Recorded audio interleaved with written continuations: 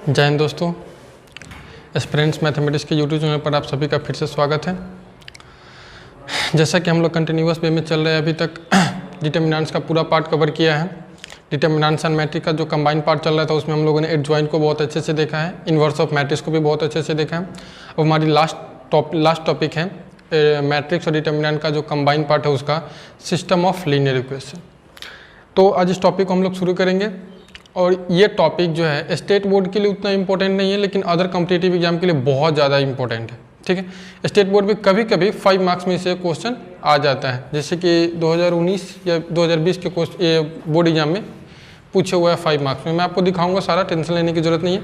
पहले अभी तो शुरुआत ही करना है टॉपिक को, उसके बाद आपको एनालाइज हो जाएगा कि इस टॉपिक से कहाँ से कैसे क्वेश्चन आते हैं।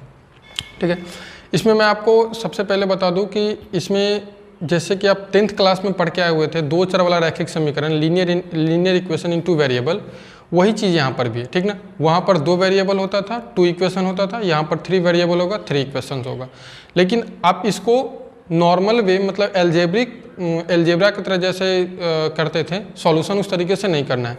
इसमें क्लियरली लिखा रहता है क्वेश्चन में बाय यूजिंग द मैट्रिक्स, मतलब मैट्रिक्स का यूज करके आपको इसका सॉल्यूशन ज्ञात करना रहता है। ठीक है, तो चलिए शुरू करते हैं। उसमें जितना प्रोसेस वहाँ पर होता था, मतलब जितना कंडीशन वहाँ पे होते थे, यहाँ पर भी वही है। वहाँ पर जैसे कि 2 चर वाला रैखिक समीकरण में होता था ना, एक हल हो सकते हैं, कोई हल नहीं हो सकता, अनंत हल हो सकते हैं, वही चीज़ यहाँ पर भी पढ़ना है आप लोग को। Unique solution, no solution, infinite solution. ठीक है, विरोधी अविरोधी यानी उसको कंसिस्टेंट इनकंसिस्टेंट बोलते हैं। ठीक है, तो सबसे पहले हमारा टॉपिक जो उसके बारे में डिस्कस करते हैं, टॉपिक है सिस्टम ऑफ लीनियर इक्वेशन। ठीक ना, मतलब क्या हुआ, लीनियर इक्वेशन का कुछ सिस्टम बना करके दिया, 2 3 4 5 इस तरीके से दिया। वहाँ पर 2 रहता था, इसलिए वहाँ पर रैखिक समीकरण का युग्म उसको बोलते थे। युग्म का मतलब जोड़ा होता है, यहाँ पर 2 नहीं 3 है। ठीक है, इसलिए यहाँ पर इसको जोड़ा नहीं बोलते, सिस्टम वर्ड लगा दिया था। 4 भी रहेगा, मतलब सिंपल सी बात आप समझ लो, 2 से ज़्यादा इक्वेशन अगर दे रहा है, 3 4 5 इस तरीके से, तो उसको सिस्टम नाम दे दिया। मतलब एक बहुत सारा इक्वेशन का समूह बना हुआ है, उसको system of linear equation. Linear equation का मतलब आपको जो भी इक्वेशन मिलेगा वो उसका जो पावर होगा वेरिएबल का वो 1 होगा। ठीक ना, लीनियर होगा। ठीक, तो शुरू करते हैं अपना topic, system of linear equation. किधर गया भाई, चलिए टॉपिक है हमारा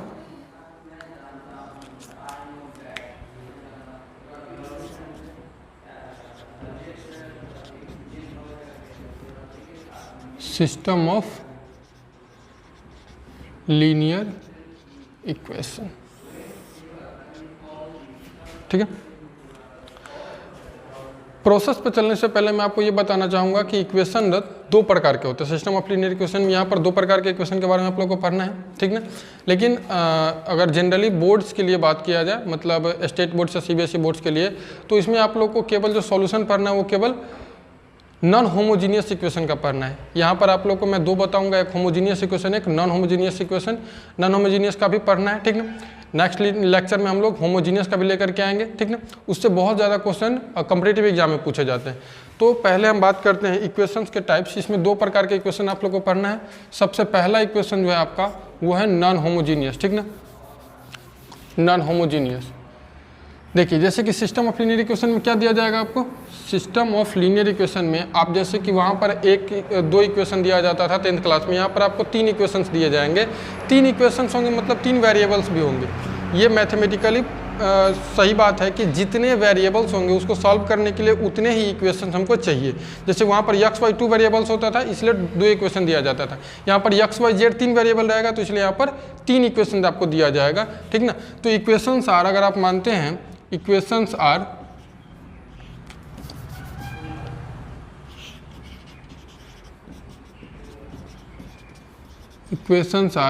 as, पहला इक्वेशन आप मानिए a1x b1y c1 is equal to d1, a2x b2y c2 is equal to d2, a3x b3y, sorry इसमें z छूट गया, c3z is equal to d3। अब इसमें देखिए, इसमें हम होमोजीनियस और नॉन होमोजीनियस, इसी में आपको इसका डेफिनेशन बता दूंगा कि नॉन होमोजीनियस इक्वेशन किस प्रकार को कहेंगे, पहले आपको पहचानने आना चाहिए, और होमोजीनियस किस टाइप के इक्वेशन को बोलेंगे। तो नॉन होमोजीनियस, पहला आपका है non homogeneous equation. Non homogeneous equation, ये किसको बोलते हैं, नॉन होमोजीनियस इक्वेशन। अगर इक्वेशंस के इक्वल में जो d1 d2 d3 है, ये तीनों में से अगर कोई भी एक जीरो के बराबर नहीं होगा, अगर टोटल का टोटल तीनों जीरो, यानी यहाँ इसके बराबर भी जीरो लिखा है, इसके बराबर भी जीरो, इसके बराबर भी zero, that means constant term में सारा क्या रहेगा, जीरो, तो उसको हम लोग होमोजीनियस बोलेंगे। और इसमें से अगर एक भी कोई जीरो नहीं होगा तो उसको हम लोग नॉन होमोजीनियस देंगे, ठीक ना। If any of d1 d2 and d3 is not zero, then the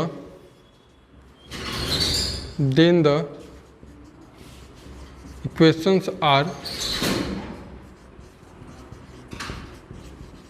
non homogeneous, ठीक ना। जैसे कि आपको दिखा दे रहे हैं, लिखा रहेगा x plus y plus 2z equal to 5, 2x plus y plus 3z equal to 7, 3x plus 2y plus z equal to 1, या जीरो भी रहे कोई दिक्कत नहीं। हम क्या देख रहे हैं, d1 का वैल्यू 5 है, d2 का वैल्यू 7 है, d3 का वैल्यू 0 है, तो ये हमारा क्या हो जाएगा, नॉन होमोजीनियस हो जाएगा। लेकिन अगर होमोजीनियस की बात करेंगे तो होमोजीनियस में टोटल यहाँ पर बराबर में इक्वल में क्या रहेगा, सारा का सारा जीरो रहेगा, यानी आपका है होमोजीनियस, होमोजीनियस इक्वेशन। ये किसको बोलेंगे, इफ d1 बराबर d2 बराबर d3 बराबर 0, then the equations are homogeneous, ठीक है, क्लियर है। होमोजीनियस पहले मैं आपको पहचानना सिखाऊं, उसके बाद इसका सॉल्यूशन सिखाएंगे। हम लोग को नॉन होमोजीनियस का इक्वेशन का पढ़ना है, अगर इक्वल में जीरो देगा तो हम लोग होमोजीनियस का भी पढ़ेंगे, ठीक है।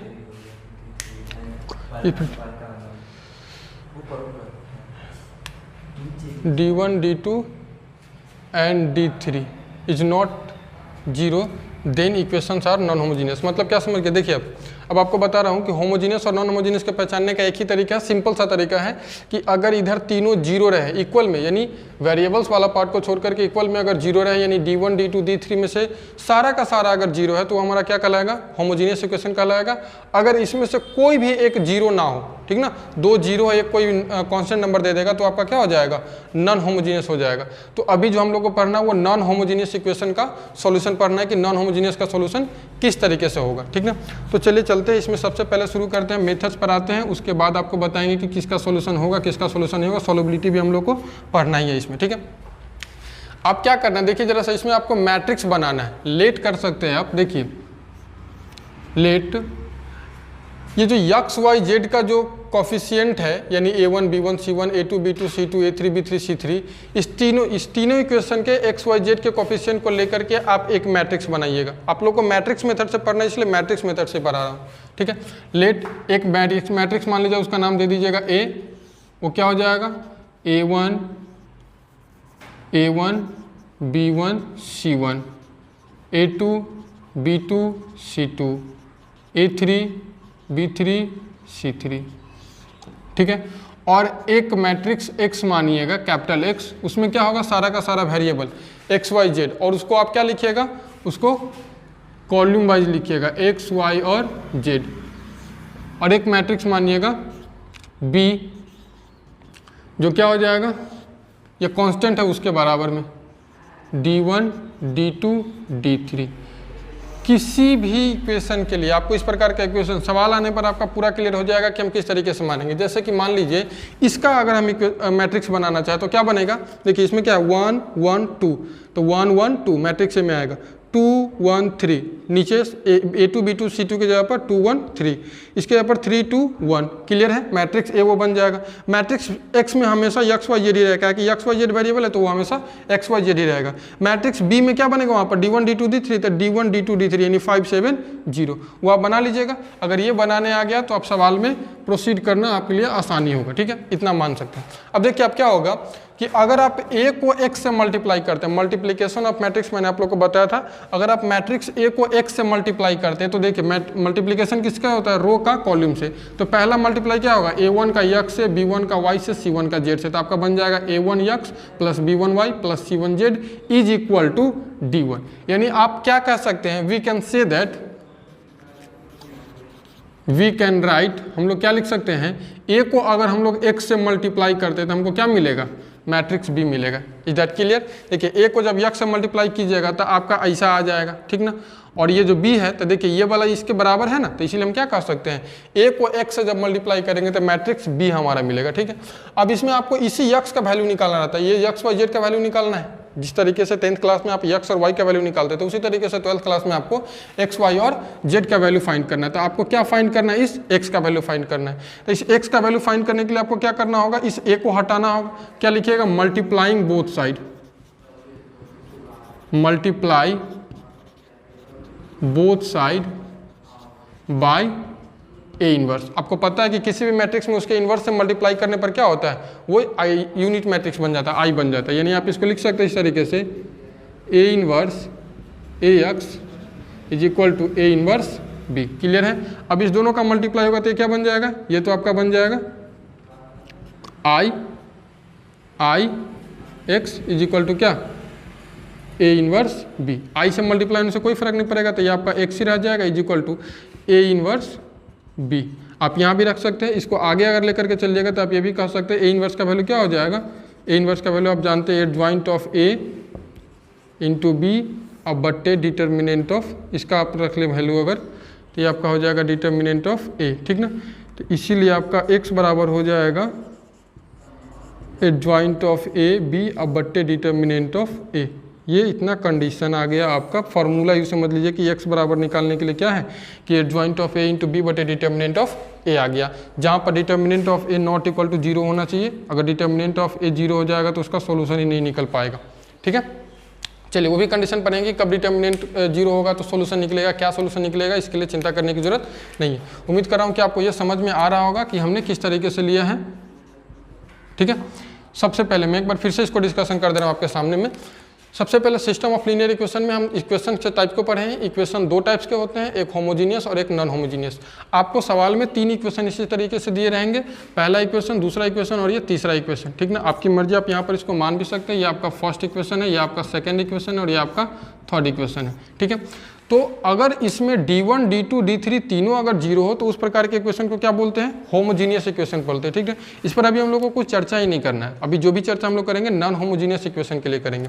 नॉन होमोजीनियस इक्वेशन किसको बोलेंगे? अगर इस D1 D2 D3 में से कोई भी एक 0 नहीं होगा, ऐसा नहीं कि तीनों का तीनों 0 नहीं होना चाहिए। ठीक ना, एक भी कोई अगर 0 नहीं होता तो उसको हम लोग नॉन होमोजीनियस नाम दे देंगे। ठीक है, होमोजीनियस के लिए क्या हो जाएगा? तीनों का तीनों 0 होना चाहिए, और नॉन होमोजीनियस के लिए क्या? तीनों में से कोई एक अगर 0 नहीं होता है तो हमारा क्या हो जाएगा?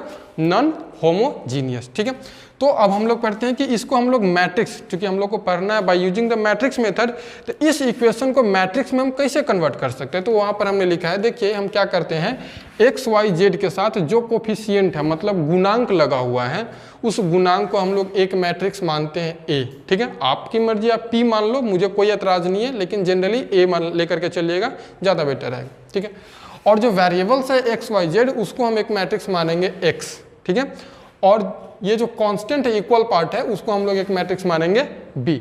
आप खुद देखो, ए को जब एक्स से मल्टीप्लाई करेंगे, ए को जब एक्स से मल्टीप्लाई करेंगे तो हमको बी मिलेगा। कैसे? देखिए a1 का यक्स, इस अगर a को यक्स से गुना करेंगे तो a1 का यक्स से, b1 का y से और c1 का z से गुना होगा, तो आपको क्या मिलेगा? a1 x plus b1 y plus c1 z। ठीक है, फिर इसको करेंगे तो क्या मिलेगा? a2 x b2 y c2 z, a3 x b3 y c3 z। मिलेगा कि नहीं? मल्टीप्लिकेशन ऑफ मैट्रिक्स आप बहुत अच्छे से पढ़े हुए हैं। ठीक ना, और जो ऑनलाइन में पढ़ रहे हैं उसको भी मैंने बहुत अच्छे से बताया था कि गुना किस तरीके से होता है, रो का कॉलम से गुना होता है। ठीक है, तो हमको मिलेगा मैट्रिक्स बी मिलेगा। Is that clear? अब देखते हैं हम यहाँ पर, हमको इस x का वैल्यू चाहिए, x y z का ही वैल्यू निकालना रहता है, ठीक है। तो इस x a गुने x बराबर b है, इस a को हटाना है, तो इसको हटाने के लिए हमको क्या करना होगा, इसके इन्वर्स से मल्टीप्लाई करना होगा।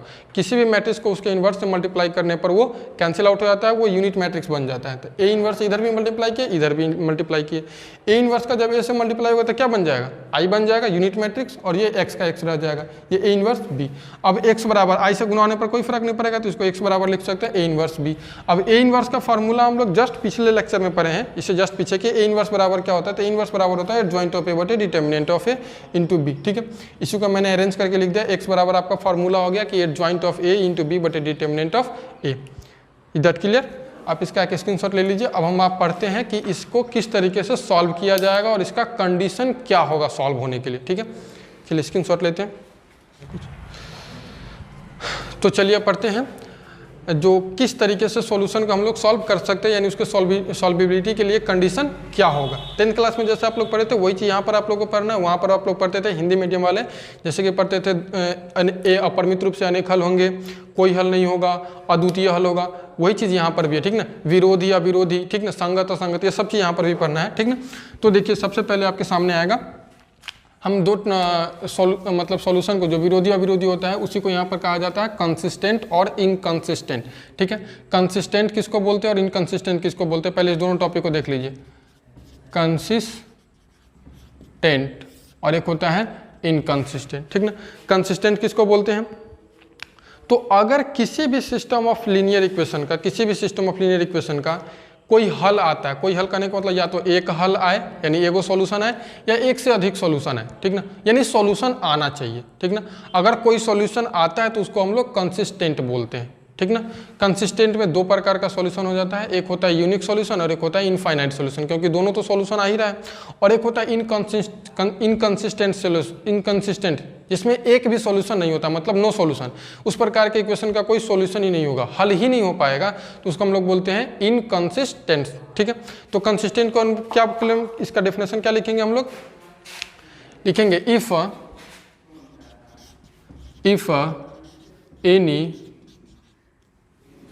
any system of equations, any system of equation has one or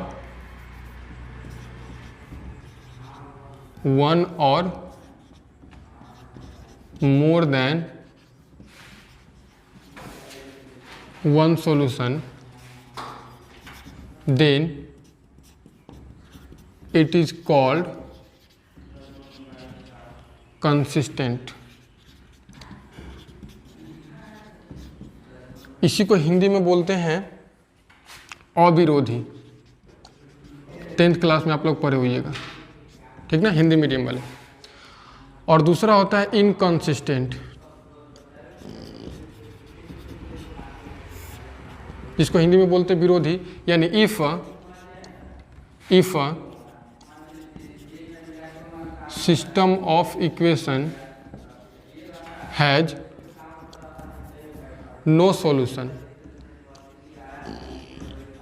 कोई हल नहीं जिसको बोलते हैं, then it is called inconsistent, जिसको हिंदी में बोलते हैं विरोधी। क्लियर है? कंसिस्टेंट और इनकंसिस्टेंट क्या होगा, मतलब अगर किसी सिस्टम ऑफ इक्वेशन का कोई हल निकल करके आएगा, कोई भी हल निकल के आए, एक गो निकले, दो गो निकले, 5 गो निकले, 10 गो निकले, 50 गो निकले, उससे कोई फर्क नहीं पड़ता है। अगर हल निकल रहा है तो उसको हम लोग बोलेंगे कंसिस्टेंट है वो सिस्टम ऑफ इक्वेशन, ठीक ना।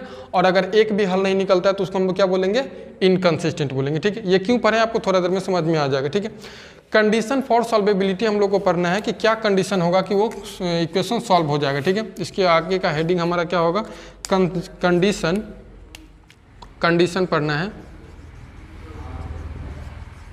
कंडीशन फॉर सॉल्वेबिलिटी, मतलब क्वेश्चन सॉल्व होने के लिए उसके लिए क्या क्या कंडीशन।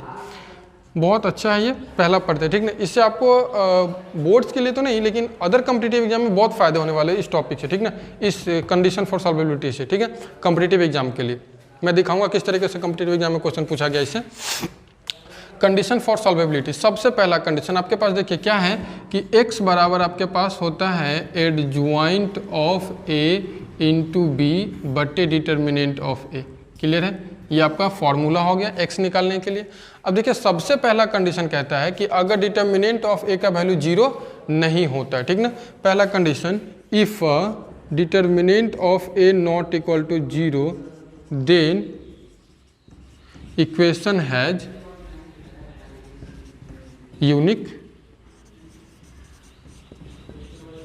सॉल्यूशन। सिंपल सी बात, एक ही कंडीशन है कि अगर डिटर्मिनेंट ए का वैल्यू हम निकाले और डिटर्मिनेंट ऑफ ए का वैल्यू 0 नहीं आया, then equation has unique solution, उसका एक और केवल एक हल आएगा, सिर्फ एक हल आएगा, 100% आना है तो आना है, ठीक है, यूनिक सॉल्यूशन। और इसी को, क्योंकि यूनिक सॉल्यूशन एक सॉल्यूशन हो गया, तो आप बताइए तो इस प्रकार के इक्वेशन को हम लोग क्या बोलेंगे, कंसिस्टेंट कि इनकंसिस्टेंट? तो इसको बोलेंगे कंसिस्टेंट। अभी ना पढ़ा कि जिसमें एक हल हो चाहे एक से अधिक हल हो तो उसको क्या बोलेंगे, कंसिस्टेंट बोलेंगे, ठीक ना। देन क्या लिखे हैं, if determinant of A not equal to 0 then equation has unique solution and the equation is consistent. और इसको सॉल्व कैसे करेंगे, इसका मेथड क्या होगा सॉल्व करने का, मेथड डायरेक्ट हमारा हो जाएगा। मेथड में आप सीधा क्या लिख दीजिएगा इसमें कि x बराबर adjoint of a into B अब बट्टे डिटर्मिनेंट ऑफ a। इसके आधार पर आप इसको सॉल्व कर लीजिएगा। मेथड सॉल्व करने का मेथड ये होगा कि सीधा x बराबर adjoint of a into B अब बट्टे डिटर्मिनेंट ऑफ a कर दीजिएगा। क्लियर है, ठीक ना। सेकेंड कंडीशन पर चलते हैं हम लोग। यूनिक सॉल्यूशन का मतलब क्या हुआ, यूनिक सॉल्यूशन का मतलब एक और केवल एक हल, जिसको अद्वितीय हल बोलते थे आप लोग 10th क्लास में, ठीक है। सेकेंड है हमारा if determinant of A equal to 0, मतलब हम सॉल्व करने के क्रम में गए और डिटर्मिनेंट ऑफ ए निकाले तो हमारा क्या आ गया, 0 आ गया, ठीक है। डिटर्मिनेंट ऑफ ए अगर आपका 0 आ जाता है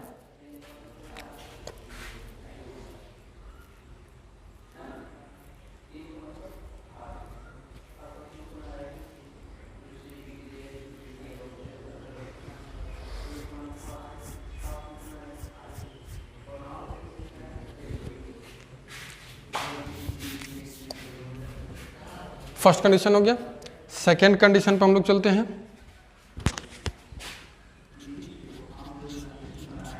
दूसरा पे कि डिटर्मिनेंट ऑफ ए निकाले हमने, if determinant of A equal to 0 और ये 0 आ गया। आप सोच रहे हो सर जी बट्टा में जब 0 आ जाएगा तब तो टोटली इनफाइनाइट कर देगा, तो इसका तो सोल्यूशन ही नहीं होगा। देखिए डिटर्मिनेंट ऑफ ए 0 आने के बाद आपको एक चीज़ और चेक करना पड़ेगा, जब ये 0 आएगा तो आपको ये भी चेक करना होगा कि adjoint of A into B का वैल्यू क्या आ रहा है, ठीक ना। अगर determinant of A and adjoint of A into B ये भी अगर 0 आपका आ जाता है, दोनों 0, मतलब ऊपर में भी टोटल 0 और नीचे में भी 0, ठीक ना। तो ये लिमिट में आप लोग 11th क्लास में पढ़े होइएगा कि 0/0 फॉर्म में आ जाता है, लेकिन एक्चुअली में ये 0 नहीं है, ये क्या है आपका नल मैट्रिक्स है, जिसका हम लोग दो मैट्रिक्स का मल्टीप्लिकेशन कभी 0 हो सकता है क्या, कभी नहीं हो सकता। ये मैट्रिक्स का है तो आंसर भी मैट्रिक्स के फॉर्मेट में होगा। दो मैट्रिक्स का मल्टीप्लिकेशन हमेशा एक मैट्रिक्स होता है, ये 0 नहीं, इसको आप समझिए, ये एक नल मैट्रिक्स है। बहुत सारे बच्चे के दिमाग में चलने लगता है सर 0/0 फॉर्म आ जाएगा तो इसका तो सॉल्यूशन ही नहीं निकलेगा, इसके बाद आगे ये लिमिट में आ जाता है, इंडिटरमिनेट फॉर्म इसको बोलते हैं। आप इसको 0 मत मान के चलना, ठीक ना, ये आपका 0 नहीं है, ये नल मैट्रिक्स है, ठीक है। तो अगर इसका डिटर्मिनेंट ऑफ ए का वैल्यू 0, ये 0 है, ठीक ना, और ये अगर नल मैट्रिक्स आ जाता है then equation has infinite solution. Equation has infinite solution, और इसमें भी इक्वेशन सॉल्यूशन निकल रहा है, उसका भी मेथड बताऊंगा। आप इनफाइनाइट सॉल्यूशन तक लिख करके छोड़ दो, वही आपका काफ़ी हो जाएगा। लेकिन फिर भी कॉम्पिटिटिव एग्जाम में एनडीए वगैरह में, एनडीए में, एयरफोर्स में, आईआईटी वगैरह में, आईआईटी में तो इसमें बहुत सारा पूछा जाता है, क्रैमर्स रूल पर, इसके आगे जो हम लोग को पढ़ना है तो उसमें इसका सॉल्यूशन पूछ लेता है कि अगर इनफाइनाइट सॉल्यूशन है तो वो किस फॉर्मेट में आएगा, इनफाइनाइट सॉल्यूशन किस तरीके से होगा। तो इसका जो मेथड करने का सॉल्यूशन है, जैसे इसमें मेथड क्या बोला कि सीधे x बराबर ये रख दीजिएगा, इस है, लेकिन इसमें ऐसा नहीं रख सकते। आप क्या कीजिएगा इसका, अच्छा इसको कौन सा सॉल्यूशन बोलेंगे, कंसिस्टेंट कि इनकंसिस्टेंट। इसमें भी सॉल्यूशन आ रहा है ना, ये कंसिस्टेंट होगा कि इनकंसिस्टेंट, ये भी आपका क्या हो जाएगा, and the equation is consistent, क्योंकि इसमें भी सॉल्यूशन आ रहा है। ठीक है, इसमें मेथड क्या होगा, इसमें जो मेथड होगा सॉल्व करने का, इसमें आप क्या कीजिएगा, किसी दो इक्वेशन में z के बराबर k पुट कीजिएगा। ठीक ना, put z equal to k in any two equation. z का वैल्यू आप किसी दो इक्वेशन में k रखिएगा। ठीक ना, सबसे पहला स्टेप। और सेकेंड स्टेप में क्या कीजिएगा, solve the both equation and find the value of XYZ in term of k। k के टर्म में आपका आएगा, k यहां पर क्या है, k कोई कांस्टेंट टर्म है। ठीक ना, क्लियर है। ठीक है, किसी दो इक्वेशन में z बराबर k पुट करके आप x y का वैल्यू निकालिएगा z के फॉर्मेट में, और z x y का वैल्यू तो आपका आएगा ही, और z तो हमेशा k रहेगा ही रहेगा। ठीक है, क्लियर है। तो ये आपका इक्वेशन, जब इस ऐसा क्वेश्चन आएगा तो मैं आपको दिखाऊंगा, टेंशन लेने की जरूरत नहीं। लेकिन ऐसा क्वेश्चन आपके बुक में स्टेट बोर्ड के लिए आप अगर चाहते हो कि ऐसा क्वेश्चन आपको मिलेगा तो ये इम्पॉसिबल है, ऐसा नहीं है, और ऐसा आपको करने की जरूरत भी नहीं है। अगर ऐसा आ जाता है तो आप सीधा वहाँ पर लिखिएगा कि इनफाइनाइट सोल्यूशन, उसके आगे आपको प्रोसीड नहीं करना है। ठीक है, अगर आप कॉम्पिटिटिव एग्जाम की तैयारी कर रहे हैं तो इसको आप अप्लाई कीजिएगा, अदरवाइज इसको अप्लाई करने की जरूरत नहीं है, आप इतना ही पर छोड़ दीजिएगा कि इनफाइनाइट सोल्यूशन है। लास्ट एंड तीसरा कंडीशन क्या है हमारे पास, तीसरा कंडीशन है इफ डिटर्मिनेंट ऑफ ए बराबर 0 एंड, हम क्या बोले, जब भी डिटर्मिनेंट ऑफ ए 0 आएगा तो आपको इसको भी चेक करना होगा, एडजॉइंट एंड बी को भी, and adjoint of A into B not equal to 0। नीचे में 0 आ जाए, ऊपर में 0 नहीं है, इसका वैल्यू 0 आएगा, इसका वैल्यू 0 नहीं है, then equation has no solution, इसका कोई सॉल्यूशन नहीं आएगा, and the equation is inconsistent. अब इसका कोई सॉल्यूशन ही नहीं आएगा तो इसका क्या मेथड होगा, इसका कोई मेथड नहीं होगा, क्योंकि इसमें सॉल्यूशन ही नहीं निकलता है। क्लियर है, आप इसका एक स्क्रीनशॉट ले लीजिए। अब हम लोग दो क्वेश्चन लेकर के आ रहा हूँ, मैं दो क्वेश्चन आप लोगों को कराऊंगा, एक नॉर्मल मेथड पर कंसिस्टेंट के लिए, determinant of A not equal to 0 के लिए, और एक इस पर क्वेश्चन लेकर के आऊँगा। इसका तो क्वेश्चन बनाने का कोई मतलब ही नहीं बनता, क्योंकि इसका सॉल्यूशन ही नहीं होता है, तो क्वेश्चन बनाने का क्या मतलब है। ठीक है, तो मैं दो क्वेश्चन आपके सामने लेकर के आऊँगा। पहले एक बार मैं फिर से इसको पूरा क्लियर कर रहा हूँ आपके सामने। ठीक है, बारीकी से समझिएगा इस टर्म को, अगर एक बार आप छोड़ देते हैं तो आपको महंगा पड़ने लगेगा। ठीक है, लेकिन अगर आप इसको समझते हैं तो बहुत आसान पड़ेगा, क्योंकि ये 10th का है। मुझे ऐसा लगता है कि आप इसको पढ़ करके आए हुए हैं, बस यहाँ पर आपको कुछ मैट्रिक्स मेथड में आ गया तो थोड़ा सा टफ लग रहा होगा, लेकिन पूरा का पूरा वही चीज़ है जो आप लोगों ने 10th क्लास में पढ़ा है। ठीक है, चलिए पहले बात करते हैं कंसिस्टेंट किसको बोलेंगे, किस प्रकार के इक्वेशन को कंसिस्टेंट बोलेंगे। तो अगर कोई सॉल्यूशन निकल के आए, एक सॉल्यूशन या एक से ज़्यादा सॉल्यूशन निकल के आए, तो उसको हम लोग कंसिस्टेंट बोलेंगे। ठीक है, और अगर एक भी सॉल्यूशन नहीं निकलता, मतलब किसी इक्वेशन का कोई सॉल्यूशन ही नहीं निकलता है, तो उसको हम लोग इनकंसिस्टेंट बोलते हैं। ठीक है, 10th क्लास में आप लोग जैसे पढ़ते थे विरोधी और अविरोधी, कि अगर कोई हल होगा तो उसको हम लोग बोलेंगे कंसिस्टेंट, और अगर कोई भी हल नहीं होता है तो उसके लिए हम लोग बोलेंगे उसको इनकंसिस्टेंट। ठीक है, तो अब बात करते हैं कि कंडीशन फॉर सॉल्वेबिलिटी में, कंडीशन फॉर सॉल्वेबिलिटी कि किस प्रकार के इक्वेशन में हम लोग सॉल्व कर पाएंगे। तो पहला कंडीशन कहता है कि अगर डिटर्मिनेंट ऑफ ए का वैल्यू 0 नहीं है, देन उसका क्या सॉल्यूशन आएगा, यूनिक सॉल्यूशन, जिसको आप लोग 10th क्लास में एक और केवल एक हल बोलते थे। ठीक है, वही चीज़ यहाँ पर यूनिक सॉल्यूशन, केवल एक हल आएगा। ठीक है, और वो हल कैसे आएगा, मेथड क्या होगा हमारा सॉल्व करने का, कि x बराबर adjoint of A into B बटे डिटर्मिनेंट ऑफ ए। इस पर फॉर्मूला पर अप्लाई कर लीजिए, आपका आसानी से सॉल्व हो जाएगा। उसके बाद दूसरा कंडीशन कहता है कि अगर डिटर्मिनेंट ए का वैल्यू निकाला और ये अगर 0 के बराबर आ गया, तो फिर क्या करेंगे, अगर जब ये 0 आया तो आपको क्या करना होगा, ये ऊपर वाला का वैल्यू भी चेक करना पड़ेगा, adjoint of A into B का। अगर ये 0 आता है और ये भी 0 आ जाता है, ऊपर का भी value adjoint of A into B का भी वैल्यू 0 आ जाता है, तो आपका क्या हो जाएगा, उसमें इनफाइनाइट सोल्यूशन होगा। ठीक ना, मोर देन वन सोल्यूशन आएगा, 10, 20, 50, 100, 500, 200 भी आ सकता है। ठीक ना, यानी इनफाइनाइट सोल्यूशन होगा, जिसको हिंदी में अपरिमित रूप से अनेक हल आप लोग बोलते थे 10th क्लास में। और इक्वेशन को क्या बोलेंगे, कंसिस्टेंट, क्योंकि इसमें भी एक सोल्यूशन आ रहा है, इसमें एक से ज़्यादा सोल्यूशन आ रहा है, तो दोनों को हम लोग क्या बोलेंगे, दोनों कंडीशन को कंसिस्टेंट बोलेंगे। इसका मेथड क्या होगा, पुट का हम क्या करेंगे, पुट z बराबर के इन एनी टू इक्वेशन, जो 3 इक्वेशन आपको दिया रहेगा XYZ के फॉर्मेट में, उसमें से किसी दो इक्वेशन में आप जेड की जगह पर क्या पुट कीजिएगा, के पुट कीजिएगा, तो एक्स और वाई का वैल्यू आपको के फॉर्मेट में आएगा और जेड ऑलवेज क्या होगा आपका के रहेगा। ठीक है। तीसरा कंडीशन कि इफ डिटर्मिनेंट ऑफ ए बराबर 0 आ जाए and adjoint of A into B का वैल्यू 0 नहीं आता है, देन इस कंडीशन में उसका कोई सॉल्यूशन नहीं होता है, नो एनी सॉल्यूशन। और जब किसी का कोई भी सॉल्यूशन नहीं होता तो उस इक्वेशन को क्या बोलेंगे, इनकंसिस्टेंट बोलते हैं। ठीक ना, यानी विरोधी बोलते हैं। Is that clear? आप इसका एक स्क्रीनशॉट ले लीजिए, मैं आपके सामने 2 क्वेश्चन लेकर के आ रहा हूँ। चलिए, ये क्वेश्चन मैंने आप लोगों के लिए लाया है। पहला क्वेश्चन है, कहता है find the solution bye matrix method. यानी ये जो इक्वेशन दिया हुआ है, 3 इक्वेशन एक्स वाई जेड के फॉर्मेट में दिया हुआ है, इसमें आपको इस इक्वेशंस का सॉल्यूशन निकालना है, यानी एक्स वाई और जेड का वैल्यू निकालना है। ठीक है।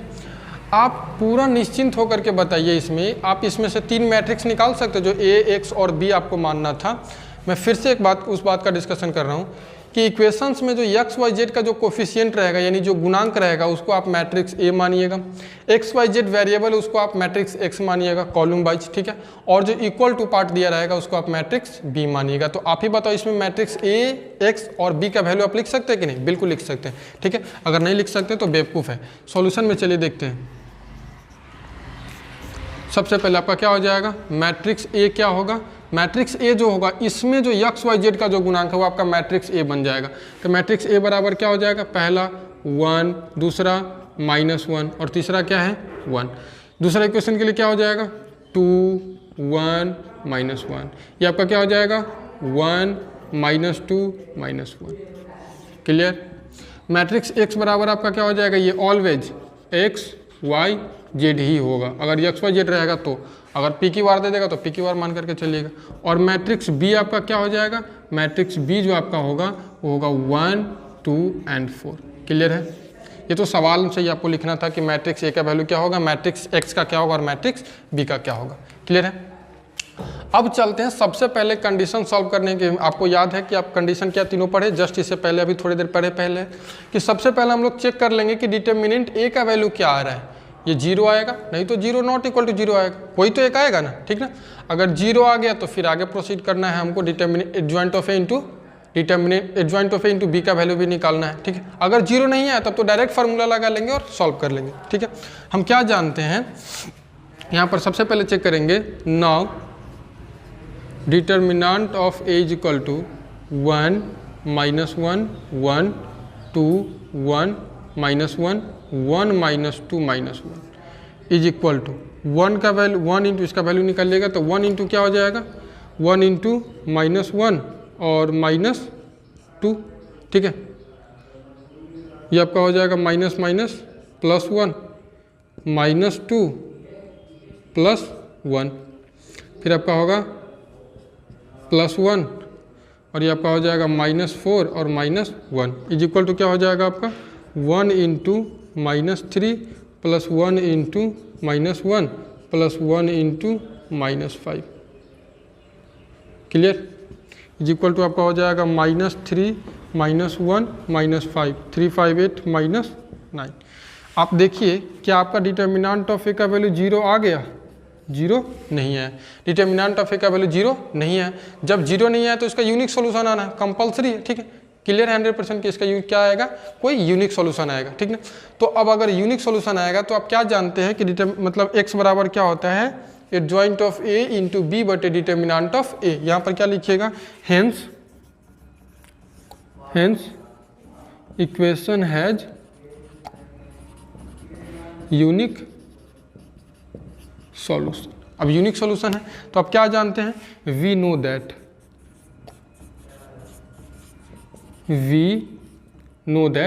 क्या जानते हैं हम लोग, x is equal to adjoint of a into B बटे डिटर्मिनेंट ऑफ ए। बस यही मेथड आपको लगाना है ना। पहला कंडीशन याद कीजिए कि determinant of A not equal to 0 आएगा तो आपको क्या करना है, adjoint of A into B बटे डिटर्मिनेंट ऑफ ए कर देना, आपका x का वैल्यू आ जाएगा। ठीक है। अब देखिए आपको इसमें डिटर्मिनेंट ऑफ ए का वैल्यू पता है, बी का वैल्यू पता है, बस एडजॉइंट ऑफ ए का वैल्यू पता कर लो, आपका सॉल्यूशन हो गया। तो आपको क्या करना है, इसमें एडजॉइंट ऑफ ए के लिए आपको बढ़ना है। यहाँ पर हम लोग ने क्या किया, यहाँ पर क्या किए, डिटर्मिनेंट का वैल्यू निकाले, x बराबर इतना हो गया। अब हम क्या करेंगे, x के लिए आपको क्या करना है, adjoint of a into B बटे डिटर्मिनेंट ऑफ a होता है। तो आपको क्या करना है, एडजॉइंट ऑफ a का वैल्यू के लिए सारे का सारे कोफैक्टर चाहिए आपको, C11 C12, ये मैंने लिख रखा है पहले से ही, ठीक ना, ताकि आपको मुझे दिक्कत ना हो, ठीक ना। तो क्या करेंगे, कोफैक्टर किस तरीके से निकालते हैं सो आपको याद है, जिस एलिमेंट का कोफैक्टर निकालना है उसका रो और उसका कॉलम छोड़ देते हैं, बाकी उसको मल्टीप्लाई करके क्रॉस मल्टीप्लाई करके निकालते हैं और पोजीशन के आधार पर प्लस माइनस साइन देते हैं। अगर ऑड पोजीशन आता है तो नेगेटिव और अगर इवन पोजीशन आता है तो पॉजिटिव, ठीक है। तो C11 first row first column छोड़िएगा तो आपका क्या हो जाएगा, -1, ये -1 और ये माइनस माइनस +2, ठीक ना। तो -1 क्या, -1 और -2 क्या हो जाएगा आपका, सॉरी -1 और ये -2, यहाँ पर ये -3 आ जाएगा।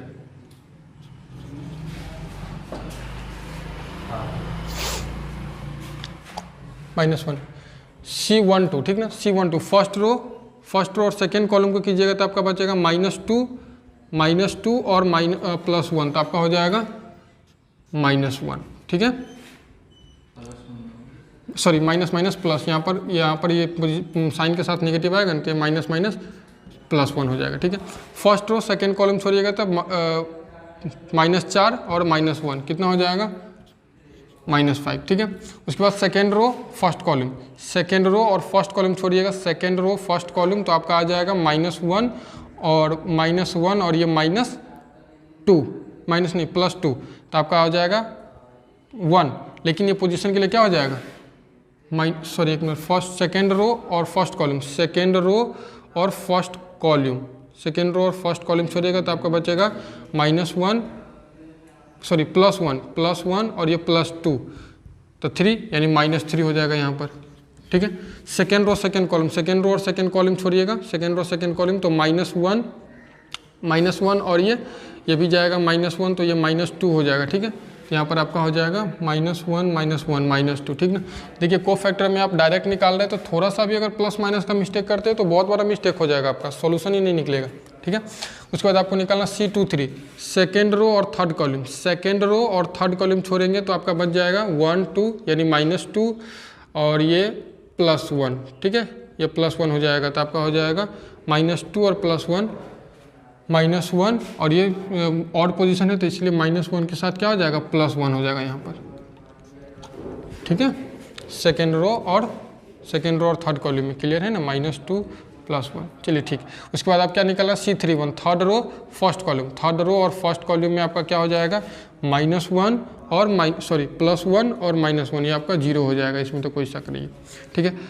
Third row second column, C32 का थर्ड रो और सेकेंड कॉलम निकालेंगे तो आपका हो जाएगा -1 और ये -2, तो यानी -3, लेकिन ऑड पोजीशन है तो ये +3 बन जाएगा, ठीक है। थर्ड रो थर्ड कॉलम छोड़िएगा तो आपका 1 1 और -2 ये आपका 3 हो जाएगा, क्लियर है। एडजॉइंट ऑफ ए के लिए सारे का सारे कोफैक्टर हम लोगों ने फाइंड किया। अब यहाँ पर क्या लिखेंगे, एडजॉइंट ऑफ ए बराबर, एडजॉइंट ऑफ ए बराबर क्या होता है, सारे एलिमेंट की जगह उसका कोफैक्टर रखते हैं, C11 C12 C13 C21 C22 C23 C31 C32 and C33 और इसका क्या निकालते हैं, ट्रांसपोज निकालते हैं, डैश दीजिए या टी दीजिए, कोई दिक्कत नहीं। C11 का वैल्यू कितना है, -3 1 -5 -3 -2 1 0 3 3 का ट्रांसपोज इज इक्वल टू क्या हो जाएगा, इज इक्वल टू हो जाएगा -3 1 -5 -3 -2 1 0 3 3, ठीक ना। अब एडजॉइंट आ गया, आपके पास तीनों चीज़ आ गया, एडजॉइंट भी आ गया, डिटर्मिनेंट ऑफ ए भी आ गया और आपके पास मैट्रिक्स भी पहले से पड़ा हुआ है, ठीक है। अब क्या जानते हैं, x बराबर आप जानते हैं, चूंकि x बराबर होता है adjoint of a into B अब बट्टा डिटर्मिनेंट ऑफ a, ठीक ना। अब सबका वैल्यू रख लो, आसानी से निकल जाएगा। x बराबर, x का वैल्यू क्या रखिएगा आप, XYZ, ठीक है, is equal to determinant of A का वैल्यू पहले ही अगर बगल में कर दिया जाए तो क्या है 1/9, तो -1/9 इसको रखिए। और एडजॉइंट ऑफ ए का वैल्यू क्या रखिएगा, एडजॉइंट ऑफ ए का वैल्यू -3 1 -5 -3 -2 1 0 3 3, इंटू बी का वैल्यू क्या आपके पास, बी का वैल्यू है 1 2 4, 1 2 4। नेक्स्ट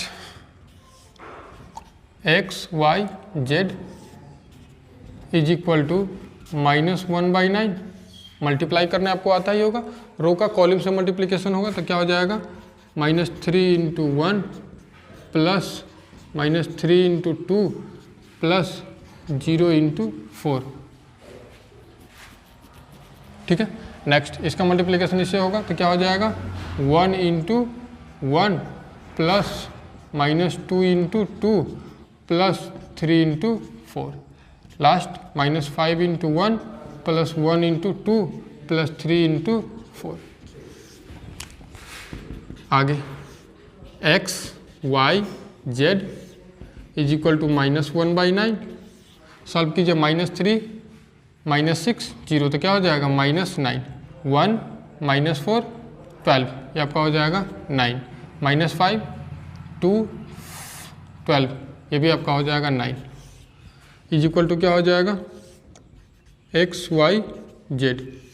-1/9 से तीनों में गुना होगा तो आपको भी पता है क्या हो जाएगा, माइनस माइनस से प्लस बन जाएगा, 1 जा तो -1 और ये -1। कंपेयरिंग वी गेट,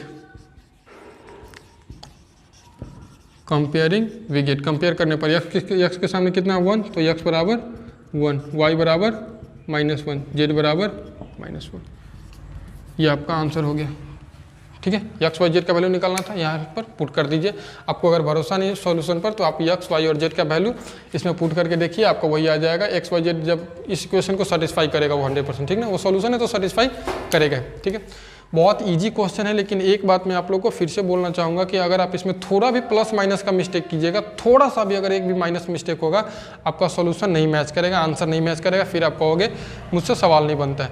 तो खास करके ये कोफैक्टर निकालने में बहुत सावधानी बरतिएगा। अगर इसमें थोड़ा सा मिस्टेक हुआ तो आपका पूरा का पूरा काम तमाम हो जाएगा। ठीक है, चलिए इस क्वेश्चन का एक स्क्रीनशॉट ले लीजिए। नेक्स्ट क्वेश्चन की तरफ हम लोग बढ़ते हैं। एक क्वेश्चन और लेंगे हम लोग अब, यह हमारे यूनिक सॉल्यूशन के लिए था, एक सॉल्यूशन के लिए, और एक इनफाइनाइट सॉल्यूशन के लिए भी एक क्वेश्चन हम लोग को लेना भी बाकी है, वो क्वेश्चन करेंगे। आज का सेशन इतना ही पर खत्म करेंगे, मिलेंगे नेक्स्ट लेक्चर में होमोजीनियस इक्वेशन के लिए। फिलहाल अभी एक क्वेश्चन लेकर के आ रहे हैं, इसका एक स्क्रीनशॉट ले लीजिए आप। चलिए सेकेंड क्वेश्चन लेकर के आपके सामने आ रहे हैं। क्वेश्चन क्या दिया हुआ है कि x + 2y + 3z बराबर 1, 2x + 3y + 4z बराबर 2, 3x + 4y + 5z बराबर 3। ठीक है, काम क्या करना है, काम उसी तरीके से करना है, सेम तरीके से जाना है इसमें भी। ठीक है, तो आपको इसमें पहला मैट्रिक्स A, मैट्रिक्स 1 और मैट्रिक्स B को छांट लेना है। ठीक है, एक मिनट फैन चल रहा है। मैट्रिक्स A, मैट्रिक्स X और मैट्रिक्स B को छांट लिए। किस तरीके से, A जो हमारा होता है XYZ का गुणांक होता है, X जो होता है XYZ होता है, और B जो हमारा होता है इधर वाला होता है 1 2 3। ठीक है, सबसे पहला काम यही करते कि डिटर्मिनेंट ऑफ A बराबर चेक करते, तो डिटर्मिनेंट ऑफ A का वैल्यू चेक करते हैं। देखिए जरा सा, 1 इंटू क्या हो जाएगा, 15 - 16 -2 इंटू 10 - 12 और प्लस 3 इंटू ये आपका हो जाएगा 8 - 9। क्लियर है, 1 into -1 -2 into -2 plus 3 into -1 is equal to -1 plus 4 - 3 is equal to क्या हो जाएगा, 4 - 4 बराबर 0। क्या बात, देखिए यहाँ पर क्या आ गया, चूंकि डिटर्मिनेंट ऑफ A बराबर 0, और आपको पता है कि कंडीशन नंबर 2 और 3 आप लोग पढ़े हैं कि जब डिटर्मिनेंट ऑफ A का वैल्यू जब भी अगर 0 आ जाए तो सेकेंड काम हम लोग को करना होगा कि adjoint of A into B का वैल्यू भी चेकआउट करना होगा। Adjoint of A into B का वैल्यू जैसा आएगा उसके अनुसार इसका सोल्यूशन होगा। अगर adjoint of A into B का वैल्यू भी अगर 0 आ जाता है तो इसमें इनफाइनाइट सोल्यूशन होगा। अगर adjoint of A into B का वैल्यू 0 नहीं आता है देन नो सोल्यूशन। क्लियर, चलिए तो बढ़ते हैं। अब हम निकालेंगे एडजॉइंट ऑफ A। सबसे पहला निकालेंगे एडजॉइंट ऑफ A के लिए। ठीक है, for adjoint of A, for adjoint of A सारे का को फैक्टर लिखेंगे। इसमें सारा का सारा एलिमेंट्स का क्या लिखेंगे, को factor. C11 C12 C13 C21 C22 C23 C31 C32 C33।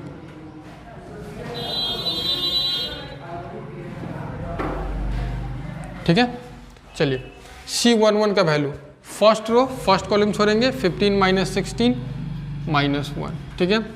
First row second column छोड़ेंगे, first row second column 10 minus 12, तो 10 माइनस 12 हो जाएगा -2, लेकिन ऑड पोजीशन है तो ये आपका बन जाएगा +2।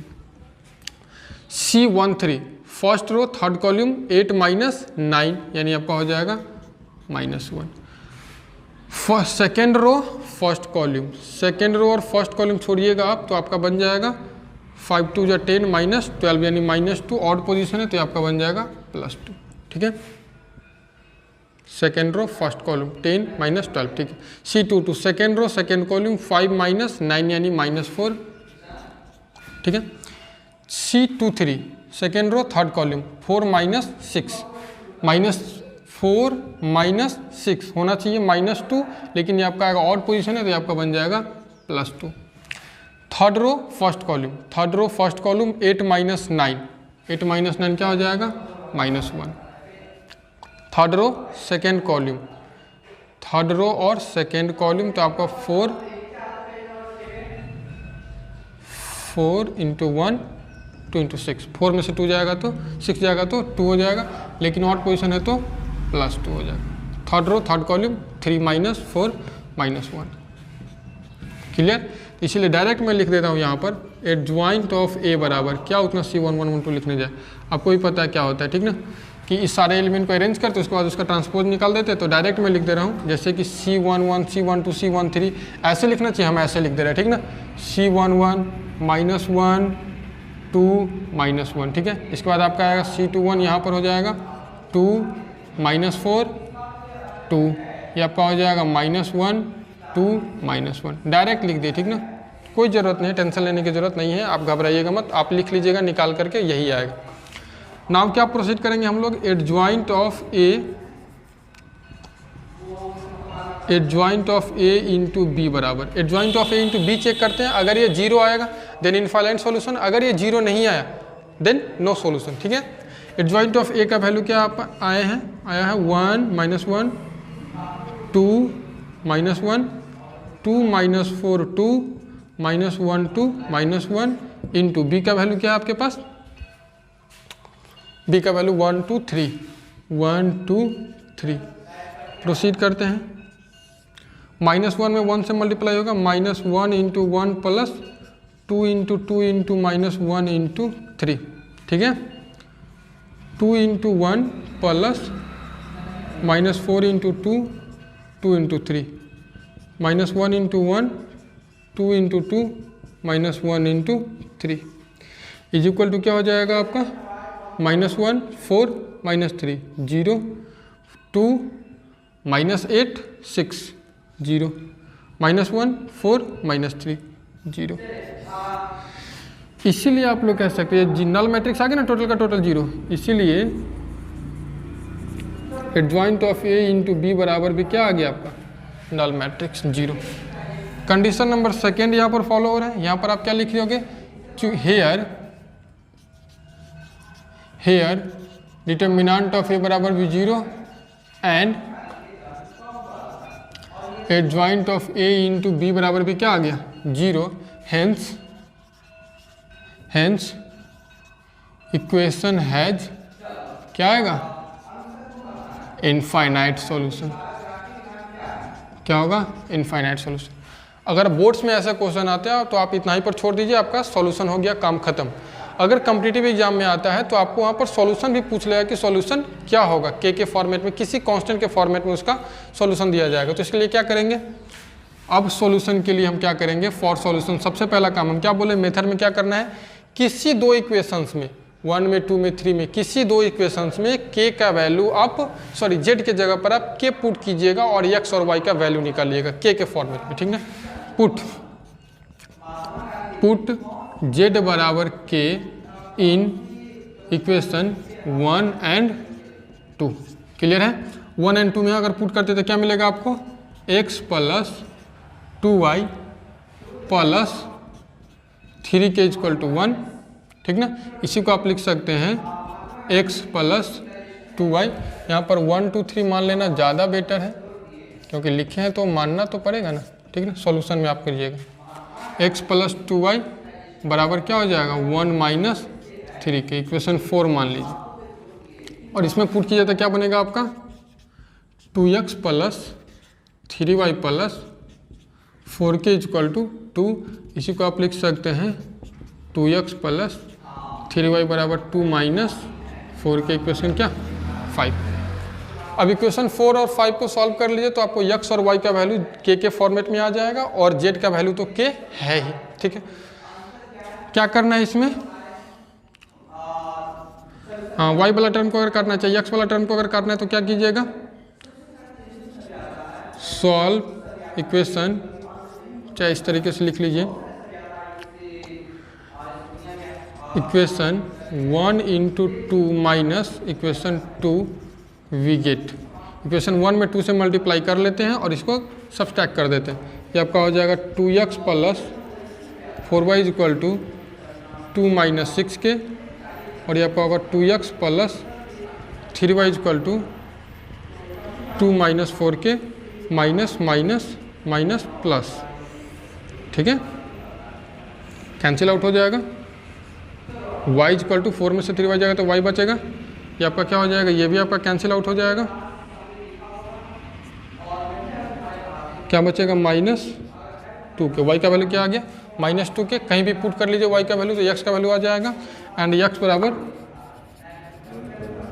फ्रॉम 4 इसमें पुट कीजिएगा तो x बराबर क्या हो जाएगा आपका, x बराबर 1 माइनस 3k और 2y का वैल्यू मतलब माइनस 4k, तो माइनस 4k इधर जाए तो क्या हो जाएगा प्लस 4k, x बराबर आपका हो जाएगा 1 प्लस k, हेंस x बराबर 1 प्लस k, y बराबर माइनस 2k और z बराबर k।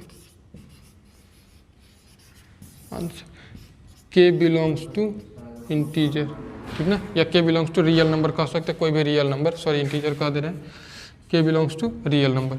मतलब k के जगह पर कोई भी रियल नंबर वैल्यू रखिएगा तो x और z का वैल्यू आएगा ना। मान लेते हैं हम, अगर आपको थोड़ा देर के लिए एग्जांपल समझा रहे हैं, एक k के जगह पर अगर 0 पुट करते हैं तो x का वैल्यू 1 आ जाएगा, y का वैल्यू 0 आ जाएगा, z का वैल्यू भी 0 आ जाएगा। k का वैल्यू जितना रखिएगा उसके अनुसार x और z का वैल्यू होता जाएगा। तो देख रहे हैं ना आप, इनफाइनाइट सोल्यूशन आ रहा है ना। ठीक है, बहुत आसान है।